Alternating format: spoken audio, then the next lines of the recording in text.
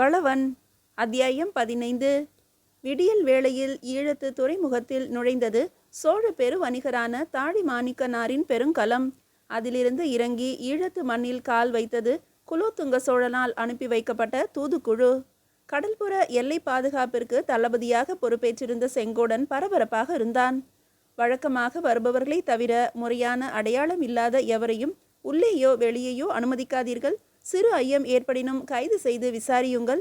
ஒற்றன் ஒருவன் தப்பித்திருக்கிறானாம். நம் நாட்டிலிருந்து வெளியே செல்ல நம் துறைமுகம் ஒன்றுதான் வழி என்பதால் மிகவும் கவனமாக இருக்க வேண்டும். வணிகர் கலன்கள் அதிகம் வரும் பகுதி இது என்பதால் இன்னும் கூடுதல் கவனம் வேண்டும் என தமது வீரர்களுக்கெல்லாம் மாறி மாறி உத்தரவிட்டு கொண்டிருந்தான். யாரது அங்கே? நீதான் புதிதாக வந்திருக்கும் உபதளபதியா? கேட்டான் ஒருவனை நோக்கி. அவன் வேறு யாரும் அல்ல, நமது அமுதன்தான். ஆமாம் தளபதியாரே, என் பெயர் என ஆரம்பித்தவனை இடையிலேயே நிறுத்தினான் செங்கோடன். உனது வீர பிரதாபங்களை பிறகு ஓய்வாக இருக்கும்போது தெரிந்து கொள்கிறேன். இப்போது 20 வீரர்களை அழைத்து கொண்டு மேற்கு புற வழிக்கு போ. அங்கே வருபவர்களை முழுமையாக பரிசோதித்து அனுப்பு. சிறு ஐயம் ஏற்பட்டாலும் என்னிடம் வா. இப்போது போ என விரட்டினான் செங்கோடன்.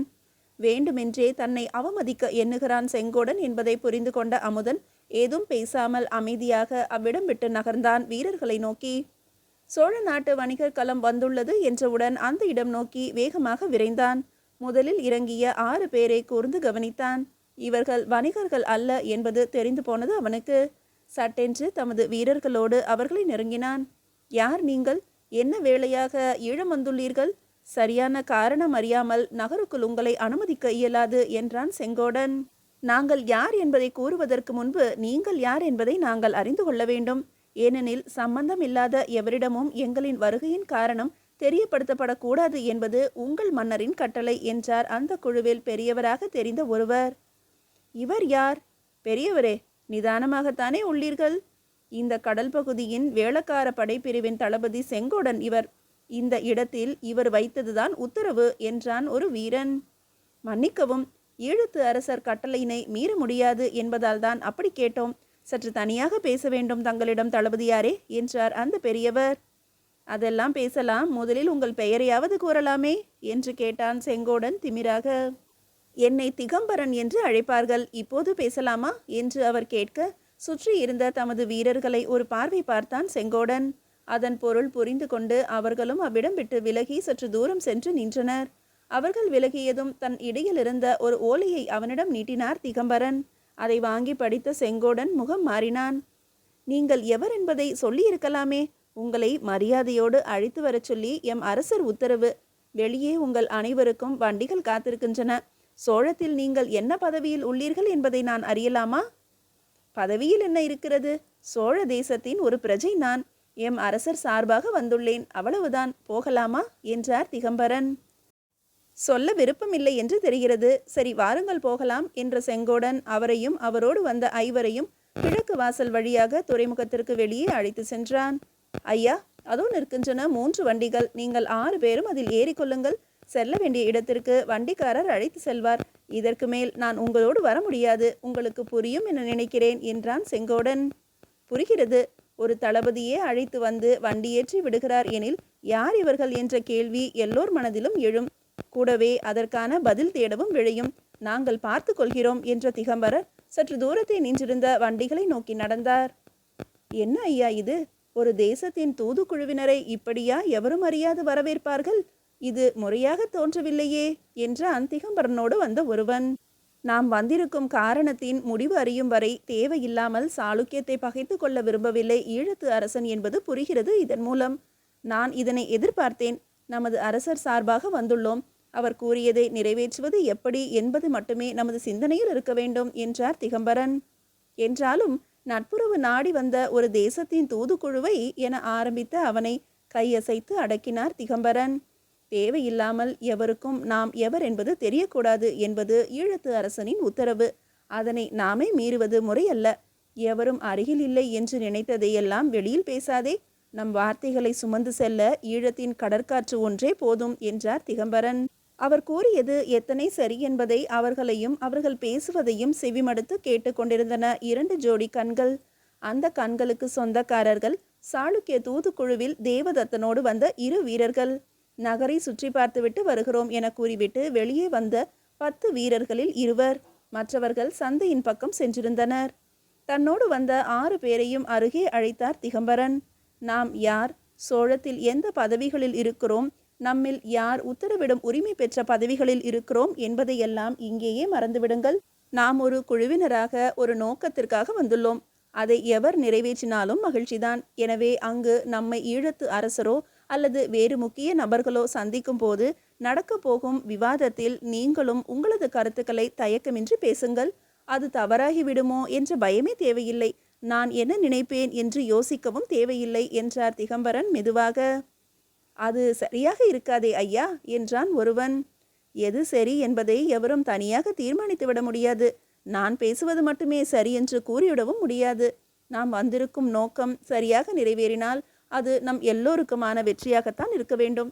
தோல்வி எனினும் அதுவும் பொதுவானதே. எனவே நிச்சயமாக நீங்களும் உங்கள் கருத்துக்களை கூறலாம். ஈழத்து அரசரிடம் நேரடியாக கூற தயக்கம் இருப்பின் அங்கேயே என்னிடமாவது கூற வேண்டும் என்றார் திகம்பரன். இதனை கேட்டுக்கொண்டிருந்த சாளுக்கிய வீரர்கள் 2 உள்ளுக்குள் நெகிழ்ந்து போயினர். இவரல்லவா தலைவர் என ஒருவன் வாய்விட்டே சொல்லிவிட்டான். அவனை சட்டென்று வாய் பொத்தி சற்று ஒதுக்குப்புறமாக அழைத்து சென்றான் மற்றொருவன். ஏதாவது செய்ய வேண்டுமடா. நம்மை ஒரு பொருட்டாக மதிக்காது எல்லாம் தன்னால் தான் என்று பேசிய அந்த தேவதத்தர் வருந்தும்படி ஏதாவது செய்ய வேண்டுமடா. சாதாரண வீரர்களுக்கு அரசியல் பேச உரிமை இல்லை என்று சொன்னார் அல்லவா?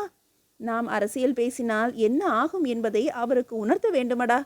இவரை பார்த்தாயா? அந்த சோழ தேசத்து தூதுக்குழுவின் பெரியவரை பார்த்தாயா? அந்த பெருந்தன்மை இல்லையே நம்மோடு வந்தவருக்கு என உணர்ச்சி வசப்பட்டான் முதலாம் அவன். உண்மைதான், நீ கூறுவது எனக்கும் புரிகிறது. எல்லா மனிதர்களும் ஒருவரே போல இருப்பதில்லையே நண்பா. அது மட்டுமின்றி நம்மால் என்ன செய்ய முடியும் கேட்டான் 2ஆம் அவன். என்ன செய்ய முடியும் என்றா கேட்டாய்? பெரிதாக செய்யாவிடனும் சரியானதை செய்ய முடியும் நண்பா. சற்று பொறு, இதோ வருகிறேன் என்றவன் சுற்றும் முற்றும் பார்த்தான். திகம்பரனோடு வந்தவர்கள் முன்னே இருந்த 2 வண்டிகளில் ஏறிவிட கடைசி வண்டியில் ஏறிக்கொண்டிருந்தார் திகம்பரன். வேக வேகமாக அவரை நோக்கி சென்றான்.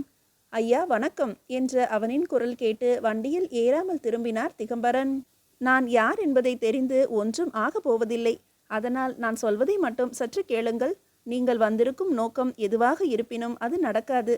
ஏற்கனவே சாளுக்கிய குழுவினரோடு உடன்படிக்கை ஏற்பட்டாகிவிட்டது. மன உறவு ஊர்ஜிதமாகியுள்ளது. வேங்கி தாக்கப்படும். அதன் மன்னனாக ஈழத்து இளவரசன். அதன் பின் சோழத்தின் மீது இருமுனை தாக்குதல் நடத்த திட்டம். நான் சொல்வதெல்லாம் உண்மை. என் பிள்ளையின் மீது ஆணையிட்டு சொல்கிறேன். இவ்வளவுதான் தகவல். வருகிறேன் என்றவன் திரும்பி கூட பார்க்காமல் சென்று கொண்டே இருந்தான். பிள்ளையின் மீது ஆணை என்ற அவனது வார்த்தைகள் அங்கேயே அசையாது நிற்க வைத்தது திகம்பரனை. அவர் சட்டென்று ஒரு முடிவெடுத்தார். வண்டிக்காரரே, சற்று பொறுமையா, வருகிறேன் என்றவர் நேராக துறைமுகத்தினுள் நுழைந்தார். அங்கே எவரோடோ பேசி கொண்டிருந்த செங்கோடனின் பார்வையில் பட்டார். ஏதும் புரியாது குழப்பத்தோடு அவரை நெருங்கினான் செங்கோடன். என்னவாயிற்று ஐயா? ஏன் திரும்பி வருகிறீர்கள்? ஏதாவது பிரச்சனையா கேட்டான் அருகில் வந்த செங்கோடன். நான் வந்த களத்திற்கு செல்ல வேண்டும். எம் அரசர் தங்களின் அரசருக்கு கொடுத்த பிரத்யேக ஓலை ஒன்றை களத்தின் உரிமையாளரான தாழிமாணிக்கனாரிடம் எவரும் அறியாது பத்திரமாக வைக்கும்படி கொடுத்திருந்தேன். இறங்கும்போது வாங்க மறந்துவிட்டேன். சற்று என்னோடு நீங்களும் வாருங்கள். அதனை வாங்கி கொண்டு வந்துவிடலாம். அது இல்லாமல் ஈழத்தரசரை சந்திப்பதில் பயனில்லை என்றார் திகம்பரன் பதட்டத்தோடு. என்ன ஐயா இது? முக்கியமான ஒன்றை இதுபோல் தவற விடலாமா? நல்ல வேளையாக களத்திலிருந்து பொருட்களை இறக்கி கொண்டுதான் உள்ளார்கள். இன்னமும் வாருங்கள், போய் எடுத்து வந்து விடலாம் என அவரோடு புறப்பட ஆயுத்தமான செங்கோடனை தடுத்து நிறுத்தியது அமுதனின் குரல். தளபதியாரே, மேற்கு வாசலில் ஐயப்படும்படி ஒரு வயதானவரும் 2 பெண்மணிகளும் சிக்கியுள்ளார்கள்.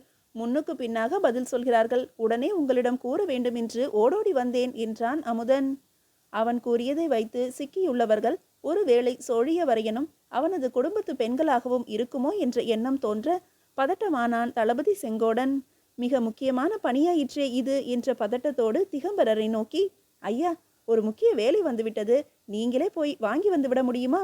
தலை போகிற காரியம். நான் போய் ஆக வேண்டும். வேண்டுமானால் எவரையாவது உடன் அனுப்பட்டுமா என்று கேட்டான். நான் என்ன காடு மலை தாண்டியா போகப் போகிறேன்? இதோ எதிரே நிற்கிறது களம். உள்ளே இருப்பார் தாழிமாணிக்கனார். நான் பார்த்து கொள்கிறேன். நீங்கள் போய் அந்த வேலையை பாருங்கள் என திகம்பரன் கூறி முடிக்க அடுத்த கணமே அமுதனை கூட்டிக் கொண்டு மேற்கு வாயில் நோக்கி பறந்தான் செங்கோடன். ஒரு பெரிய நிம்மதி பெருமூச்சோடு களத்தில் ஏற ஆரம்பித்தார் திகம்பரன். உள்ளே தாழிமாணிக்கனாரிடம் ஏதோ கூறினார். அதை கேட்டு அவரது முகம் வெளிறியது. உங்களுக்கு ஏதும் ஆபத்தாகிவிடப் போகிறது என கவலைப்பட்டார் தாழிமாணிக்கனார். ஒன்றும் ஆகாது, பத்திரமாக திரும்புவோம். சோழம் திரும்பியவுடன் இந்த தகவலை நமது அரசருக்கு தெரிவித்து விடுங்கள் என்ற திகம்பரன் உடன் அங்கிருந்து புறப்பட்டு கீழிறங்கி கிழக்கு வாயில் வழியாக வெளிவந்து வண்டியில் ஏறி புறப்பட்டார். தன் பார்வையிலிருந்து மறையும் வரை அவரையே பார்த்து கொண்டிருந்தார் தாழிமாணிக்கனார். உதட்டில் புன்னகையோடு தன்னை நோக்கி வரும் நண்பனை நோக்கி கேட்டான் அந்த முதலாவது சாளுக்கிய குழுவின் வீரன். என்னடா கூறினாய் அவரிடம்? உடன் திரும்பி உள்ளே சென்றிருக்கிறார் அவர் என்றான். நடந்ததை கூறினேன். அவர் போகும் காரியம் சரி வராது என்றேன் என்றான் திகம்பரனை சந்தித்துவிட்டு வந்தவன். எனில் எல்லாவற்றையும் கூறிவிட்டாயா? இது தவறில்லையா கேட்டான் முதலாம் அவன். தவறில்லை. தலைக்கணத்தோடு பேசிய அந்த தேவதத்தனை தலை குனிய செய்வதில் தவறில்லை. அவரால் தான் எல்லாம் நடந்தது என நம் மன்னர் புகழ்வார் என்று கற்பனையில் மிதக்கிறார் அல்லவா? அது தலைகீழாக மாறப்போகிறது. உன்னால் தான் இந்த விஷயமே வீணாகி போனது என மன்னர் அவரை தூற்றப் போகும் காலமும் வரப்போகிறது. வீரர்களை மதிக்காத எந்த ஒரு தலைவனும் வென்றுவிட முடியாது எந்த ஒரு விஷயத்திலும் என்றான் அவன். இருந்தாலும் இது நம் நாட்டிற்கு இழைக்கும் துரோகம் அல்லவா? இல்லை, இதை நான் அவரிடம் கூறியதால் எதுவும் மாறிவிடப் போவதில்லை. அவரால் தான் நடந்தது என்ற பெயர் மட்டுமே மாறும். ஈழத்து அரசன் மன உறவிற்கு ஒப்புக்கொள்ளாமல் போனாலும் அது நடவாமல் போனாலும் நமது நாட்டிற்கு எதுவும் ஆகிவிடாது. தேவதத்தர்கள் மட்டுமே நிறைந்ததல்ல நம் நாடு. நம்மை போல பலர் உண்டு அதை காக்க. ஒருவேளை நான் இதனை தேவதத்தரிடம் கூறிவிட்டால் நம் நாட்டிற்கு எதுவும் நேராது என்ற எனது அசைக்க முடியாத நம்பிக்கை உன்னிடத்திலும் உண்டு. அதே நம்பிக்கை உன் மீதும் எனக்குண்டு. நாட்டிற்கே துரோகம் இழைக்காதவன் நண்பனுக்கு இழைப்பானா என்ன? வாடா போகலாம் என்ற அவன் தனது நண்பனின் தோளில் கை போட்டுக்கொண்டு நடந்தான். சோழத்தின் தூதுக்குழுவில் வந்த திகம்பரனிடம் நடந்த நிகழ்வுகளை எல்லாம் கூறிவிட்டு வந்த அந்த சாளுக்கிய வீரனின் அசைக்க முடியாத 2 நம்பிக்கைகளில் எதனை பொய்யாக்கி காட்டலாம் என்ற யோசனையோடு அவர்கள் கூடவே நடந்தது காலமும். மீதியை அடுத்த அத்தியாயத்தில் காணலாம்.